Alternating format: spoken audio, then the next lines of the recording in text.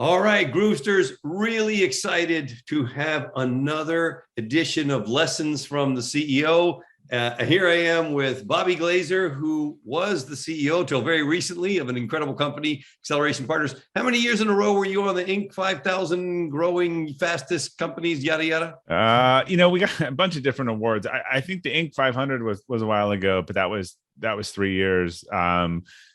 3 years in a row. We stopped applying to that. Interestingly, I mean, it'd be an interesting discussion. We started focusing more on culture awards. It was. I remember the joy and when you first did it, and then I just realized we just were getting sales calls all day long from these lists. Right. And once we got past the ego, there was very little business value to the fastest growing awards.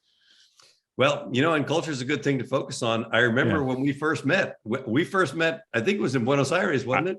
Yeah. And, I think you worked with us on we just had our first AP summits, which probably had, we're in one room. I'm guessing it had 25 people or 30 people. And we just did our latest version, probably 7-8 years later. And it was 300. So it's been a crazy, crazy ride.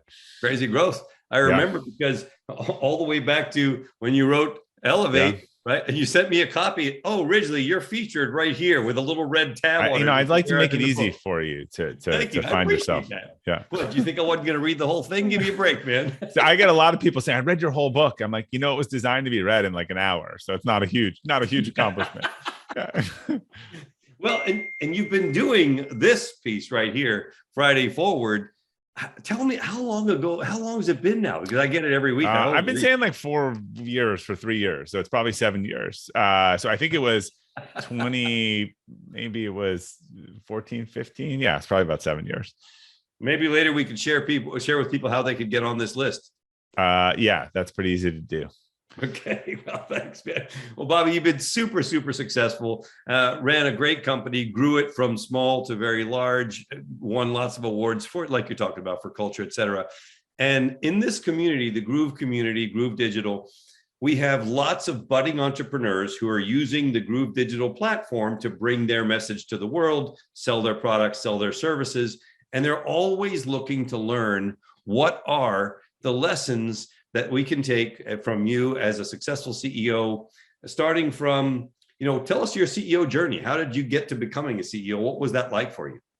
It was by accident. Someone recently said, we're an agency, we're a global agency. And they said to me, well, how did you start the agency? And I was thinking about it. And I was like, I don't know anyone who started an agency on purpose. The trajectory is typically you do some work, you hire a person, it's too much work. And so that was sort of the case for me. I didn't even take the CEO title until 5 years ago. I think I was always managing director. But then we started hiring managing directors, and it got a little confusing sort of externally for who was in charge. So yeah, it just sort of happened, and it kept going. We're on a 10-year kind of 20 to 25% growth a year. And, just the compounding of that just starts getting really big. I mean, it's crazy now, when you talk about like, what are we growing this year? It's like, it's equivalent to our first 7 years in existence. Mm-hmm, mm-hmm. And so tell us, when you're managing something like that, you obviously picked up a lot of knowledge, a lot of insights, a lot of learnings, a lot of failures. Yeah. What was your biggest challenge? Well, tell us one of the biggest challenges that you faced and what you did to get through it. We had a lot of challenges. Look, a services business is all people all the time, right? There's no product that breaks. There's no material that didn't arrive. You're here, it is employees, partners, clients. In fact, I would say if you're ever going to go run a services business, you might want a psychology degree over a business degree. You might find it more helpful. I think, one of the things that we struggled with, that I had heard from many other people, and on that sort of high growth clip, 20, 30% a year, they said, look, every time you double the company, you'll break half your people and half your processes. And I think, to Marshall Goldsmith, what got you here won't get you there. I think it's really hard when you're growing a company and you have, great people, and then stuff just that worked stops working. And, I think that's where you need clear objective and measurement systems, good communications to figure out, how to address those situations. Because usually the longer you wait, the worse it gets. If I had to think of some of the kind of watershed moments for us as a business, we're clarifying our core values.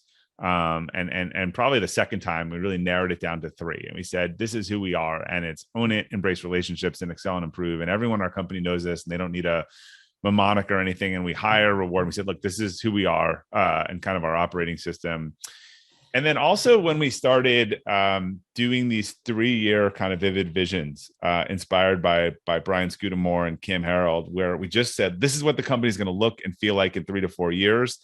And then we sort of would reverse engineer that after we put it out in the world. And that became our operational plan for a couple of years. And that became our metrics.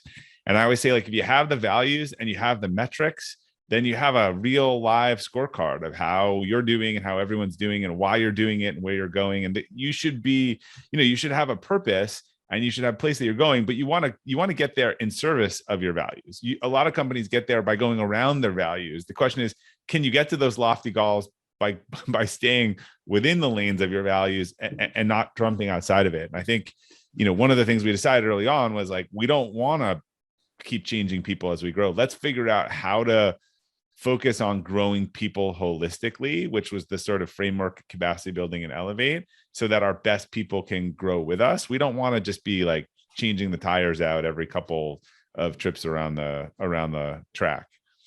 Now you said own it, and the second one was what? Own it, embrace relationships, and excel and improve. And own it, embrace relationships form a very unique AP thing of what I say is interdependence, constant interdependence. So the people and how we work, we've been remote for over a decade. We're in a fast-paced client services. We need people who want to own it, who solve problems, who, don't need, a group answer on everything and want to take action. At the same time, we don't like lone wolves or brilliant jerks. We want people who genuinely believe that they're better and part of a team. So it's a unique combo for someone who really wants to be part of a team and is a great teammate, but also like will act independently and will own it when they can. There's some people, I always say, like, look, we've won a lot of awards. I think we're a great place to work for about 2% of the population who really lives and breathes with those values. If you're someone that loves consensus building and wants to get everyone's opinion and want, like, the pace and how we work, it won't, like, that's great probably for like a nuclear reactor, in some cases where you want to check everything 5 times, but in digital marketing, it just doesn't work that way. And I've seen it. I think the people who try to say, oh, I like those core values versus they are the core values, there's just a huge difference in their performance and how they feel, because we're not rewarding the things that are important to them. And how do you empower the people to be okay with that? Own it. I mean, obviously somebody comes into the organization, you've done your process, you've vetted them the best as possible, but they still got to go through the process of owning the own it.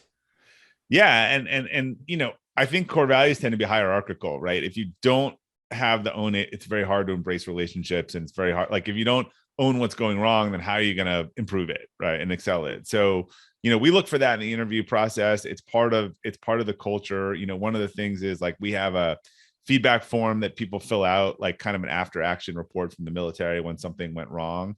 And, you can see in those reports whether someone who takes like an exogenous event that was, a company went out of business overnight, and they talk about all the things that we could have looked for, done differently, and how we could improve that in the future. And then you see someone else where we did really kind of screw it up, and they love, talking about all the things that went wrong in the world that we couldn't control. And I mean, I've looked at these reports and I'm like, this person's going to be a superstar here, and this person's not going to be here in 6 to 12 months, just by the orientation of them. And do you actively discuss these things, or is it something that is more organic? How does that work? Core values come alive in an organization when you talk about them, give promotions on them, reward them. We just had our all company, our AP summit, and we have this thing called the Core Value Awards. It's a huge ceremony, and someone wins the Embrace Relationship. We have a couple other ones. They win nominated by the peers. So there's the core value all around. So like, all culture is rewarding a specific set of behaviors, and we are very clear that we reward these behaviors the most. And again, they're not right for everyone. The combination's not right for everyone. I think this is the big misnomer on what's a good company or not a good company, right? I think obviously treating people well and, paying them well and certain things, but, think about universities, right? There's some great small liberal arts universities off in the woods, 2,000 people. Then there's some great 50,000 person city. Like, they have fundamentally different value propositions. They might both be ranked highly, but I kind of doubt that the person who's at one would like the other, or they're just playing a different game or operating system. And that the key is me, the company. Like, people have not liked working here over the years. What I hope they would say is that we are not disingenuous. We didn't say, we value A, B, and C, and D, and then it's totally different. Like, it's not the right operating system for some people. But our job is to just be brutally honest about that. I mean, a lot of our employees on Glassdoor are like trying to scare away the wrong employees. Like, when you read the reviews, like even the 4 and 5-star reviews, like, you won't like AP if you're someone who, X, Y, and Z. And so we're just trying to be honest and own that. Again, if you're someone who likes a consistent pace and consensus building, all that stuff, there are some great companies out there that works. A digital marketing firm in a remote workplace growing 40% a year, like, that's probably not the right, I say culture fit. I know a lot of people weaponize the word fit, but I think that's largely semantics. I think, it's not a right match for the culture, I would say. I don't, some people have sort of, again, weaponized the word fit to imply that you're looking for carbon copies of everyone. And to me, that's not at all true. It's just, organizations have to have some shared values to work. You can have very different people, and we have very different people, but you got to agree around a few common principles. I think that's the glue that holds, whether it's a religion or something or otherwise, that's the glue that holds an organization together. So what would you say, and we definitely at Groove have a feeling of like, okay, we're here to support a community to make their dreams come true in the online environment. What do you think are the most needed skills of a digital marketer? Data, the ability to, we all have tons of data, but to come up with a thesis or interpret data, I actually think it's not the hard skill of data, but it's the soft and the hard. There's the same data could tell multiple potential stories, right? So what is the narrative? What can you trial and error? I think, the ability to pivot, move in different directions, critical thinking. I think those are all things that a digital marketer, needs today. When you think about each channel comes in and, something like attribution and tells you that it's doing X, doing Y, doing Z, you add up all the pieces and it adds up to 300%, right? So someone really needs to take a critical lens on that and figure out, well, it's kind of like if every salesperson was calling on a client and then they all wanted to book the sale, when, the commission when the client booked twice. So this is, a smart marketer really needs to understand that it is a world where there are a ton of different influences and there's a lot of data, but figuring out what's actually moving the needle, what's not, how to sort of look at control experiments, how to hold things back. Because it very much is art and science. As much as I say data, I think, again, if you don't have critical thinking skills or creatively, like, the data won't provide all the answers alone. And how do you think people can develop those kinds of skills? Like the budding entrepreneur that's coming into the online space and they have a dream and they have something to share. They have a passion about something. How can they develop those critical thinking skills that they also need to go along with that passion project to make that thing work in the digital space? Yeah. Reading, studying, learning, listening, like, also the people with the best critical thinking skills have strong opinions loosely held. That's my sort of interpretation, right? They are willing to change their opinion as the fact changes. God, if people could do that in this country, we'd be in a much different place. Look, COVID's a perfect example, right? I mean, the facts have changed over the last 2 years.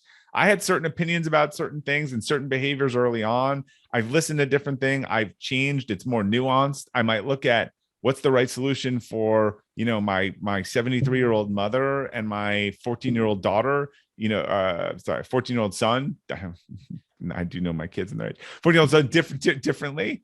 And how has that changed from a Delta versus an Omicron with the vaccines? Like, this to me is the biggest thing. I think there's people out there looking for new data. They're looking for different points of view. They're willing to debate and dialogue and say, like, I don't agree with 90% of what religiously said, But that 10% was pretty interesting. I've read some pretty horrific things that people, because I've tried to read some of the really extremist, viewpoints that people write, 5 or 10% of it. I'm like, it's interesting that they think that, or that's worth a conversation, or how do they end up weaponizing that concept, right? I think, rather than dismissing things out of hand. So I think a lot of people out there are narrative shopping, and this is personally and professionally, they have a viewpoint and they're just looking for data that fits into their viewpoint, and everything else gets sifted out.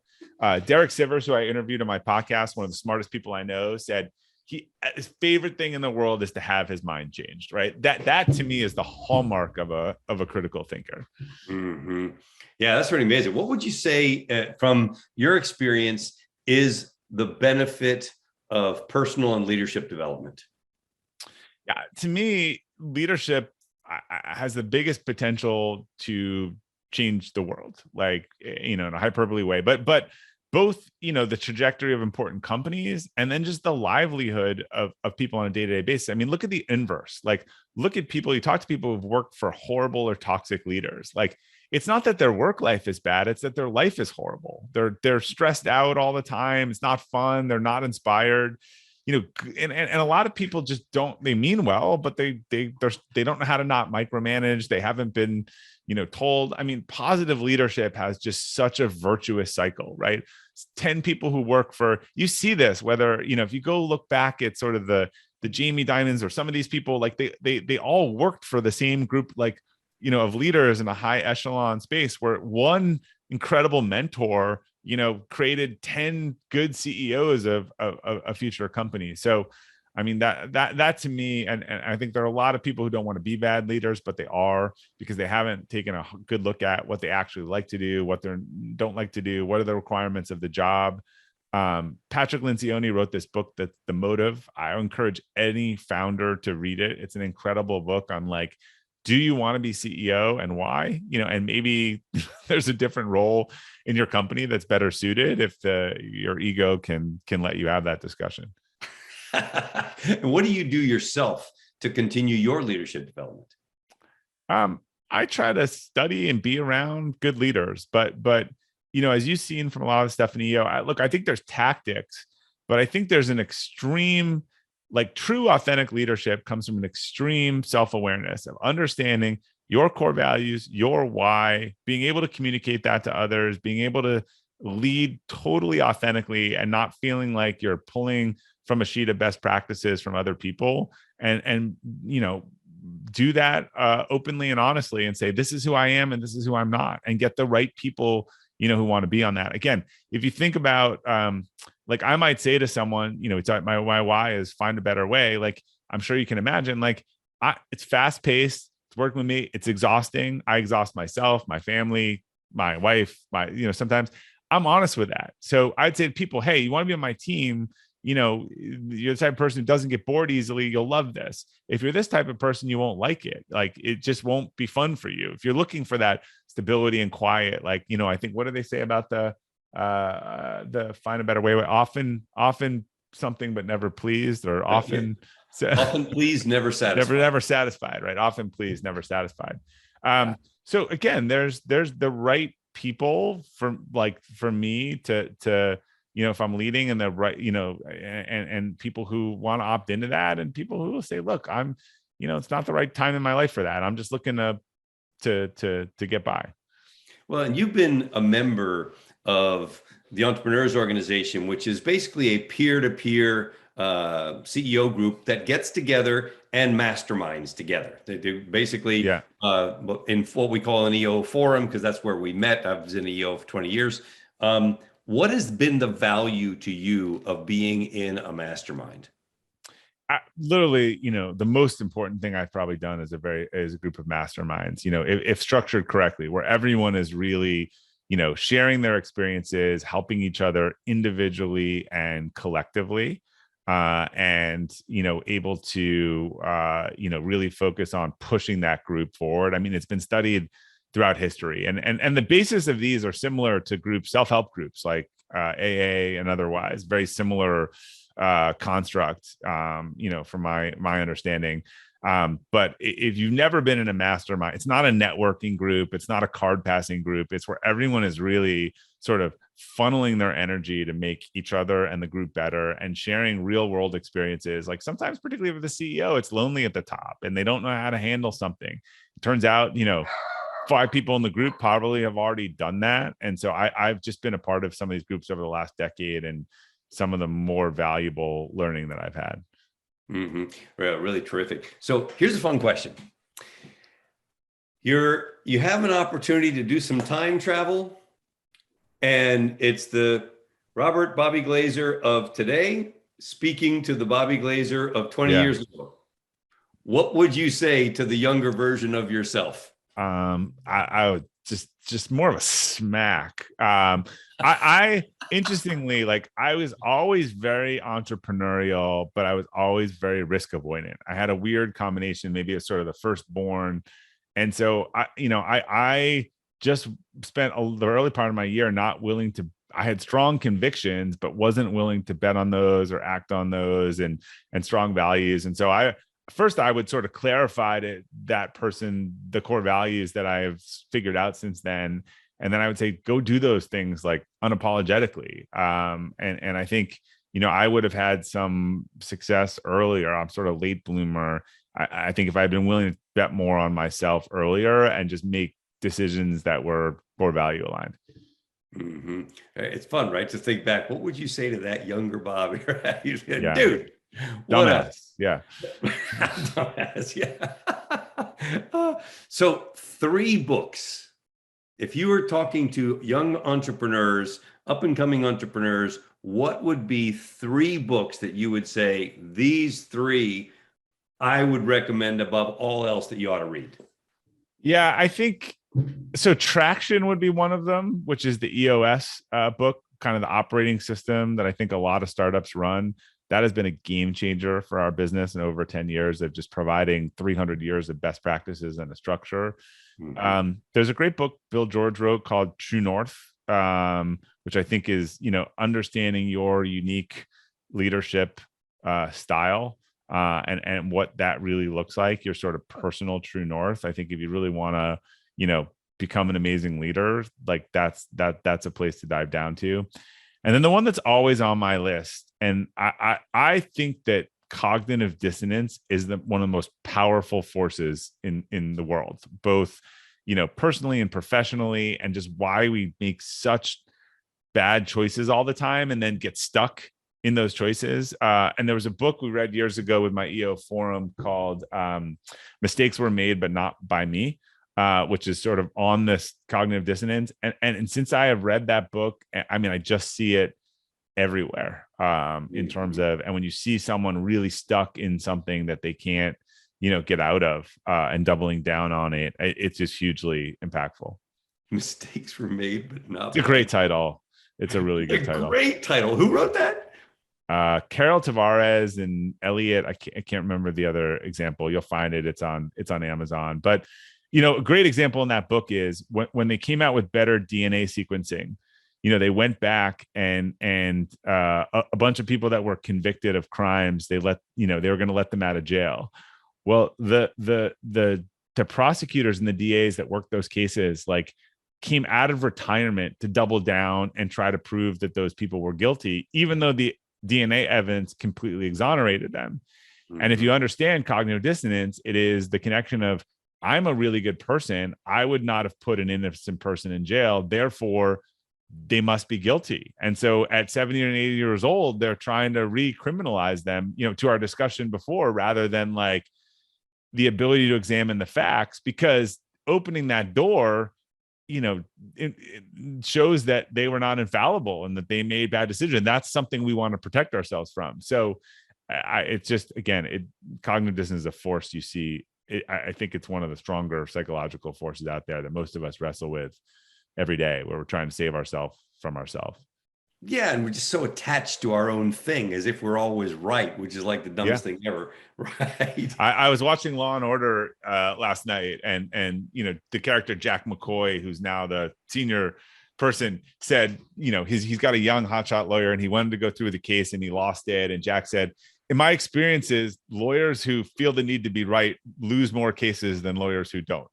And that was the sort of closing line of the show. I thought it was a little prophetic.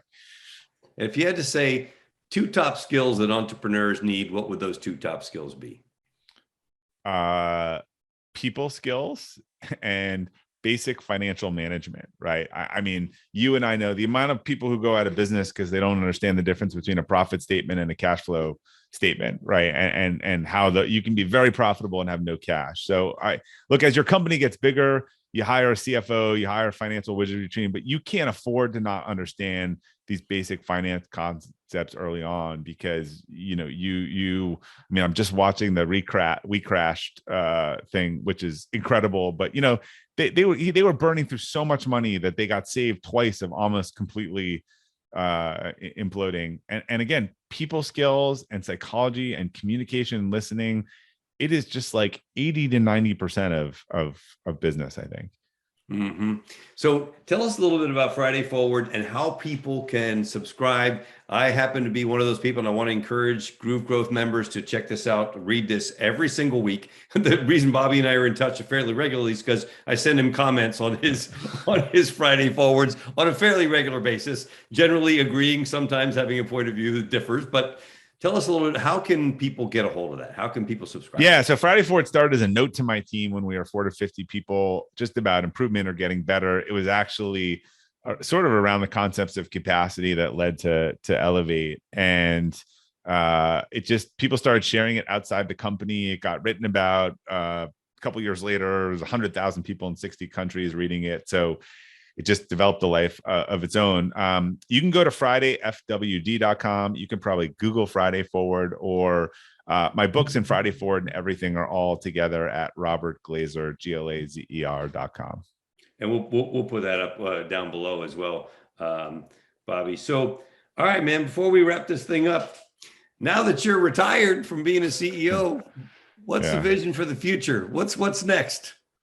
I'm still involved in my company. I'm chairman of the board. I'm just getting less operational. I've actually been focused on our M&A strategy, which is a big part of what we're doing. But I tell everyone I was 70-30 for a while. I was doing the stuff in the company and I was doing writing and speaking and stuff outside the company.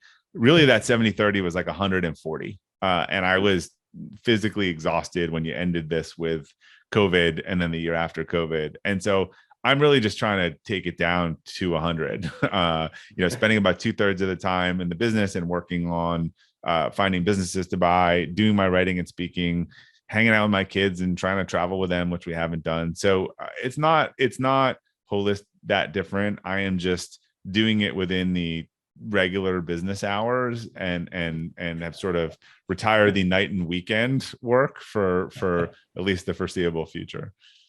Well, Bob, we really appreciate it, man. Thanks for taking some time to spend with the Groove community, sharing your insights. Definitely a lot of stuff that we picked up here, worth listening to multiple times and making sure that it's okay to have strong opinions as long as they're loosely held. Yeah.